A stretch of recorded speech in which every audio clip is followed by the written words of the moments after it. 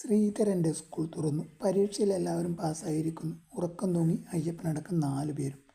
എന്നാൽ പുതിയ ക്ലാസ്സിൽ ചെന്നിരുന്നപ്പോൾ ശ്രീധരന് എന്തോ ഒരു അസ്വസ്ഥത, മനസ്സിലൊരു വാട്ടം. ക്ലാസ്സിൽ കാർത്തിയായനിയില്ല.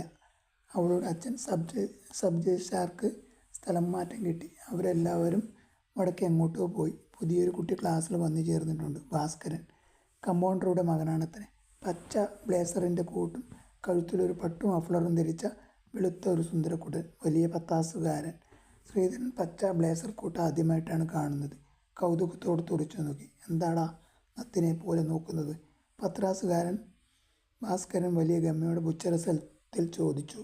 ശ്രീധരൻ അമുങ്ങിപ്പോയി. ശ്രീധരൻ്റെ വേഷം ഭാസ്കരനെ പിടിച്ചില്ലെന്ന് തോന്നുന്നു. കാക്കി നിറത്തുള്ളൊരു മുറിയൻ കാലുറയും ഒരു കാക്കി കോട്ടും, അതാണ് ശ്രീധരൻ്റെ നിത്യവേഷം.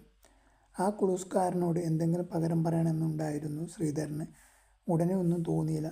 എപ്പോഴും അങ്ങനെയാണ്, തക്ക സമയത്ത് ഒന്നും തോന്നുകയില്ല. പച്ചത്തുള്ളനാണെന്ന് വിചാരിച്ച് നോക്കിപ്പോയതാണ് ഇഷ്ട എന്ന് പറയാമായിരുന്നു. ദേഷ്യം ഉള്ളിൽ പുകയുന്നു. ആ പച്ചത്തുള്ളൻ തന്നെ നത്ത് എന്ന് വിളിച്ചില്ലേ? പക വീട്ടാനുള്ള ആലോചനയായി. ശരി, കേളുക്കുട്ടിയെ ഒന്ന് പറഞ്ഞു മോപ്പിച്ചാൽ മതി. പച്ചത്തുള്ളനെ അവൻ ശരിപ്പെടുത്തിക്കൊള്ളും. അവൻ്റെ പച്ച ബ്ലേസർ കോട്ടിൻ്റെ പിരടിക്കൊന്ന് ചാർത്തി കൊടുക്കാനും കേളുക്കുട്ടി മടിക്കില്ല. കേളുക്കുട്ടിയുടെ അച്ഛൻ റൺഷേപ്പിളാണ്. ക്ലാസ്സിൽ കുട്ടികളെ വെള്ളം കുടിക്കാൻ വിട്ടപ്പോൾ ശ്രീധരൻ കേളുക്കുട്ടിയെ നോക്കി. സ്കൂൾ പറമ്പിൻ്റെ മൂലയിലേക്ക് നടന്നു. കേളുക്കുട്ടി ഒരു മാവും മറിഞ്ഞു നിന്ന് ബീഡി വലിച്ച് ആകാശത്തേക്ക് പുകവിടുന്നു. ശ്രീധരനെ കണ്ടപ്പോൾ കേളുക്കുട്ടി തിരിഞ്ഞു നിന്നൊരു ചോദ്യം.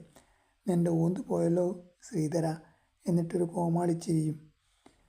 ശ്രീധരന് ആ ചോദ്യവും ചിരിയും ഒട്ടും രസിച്ചില്ല. കാർത്തിയാനിയെ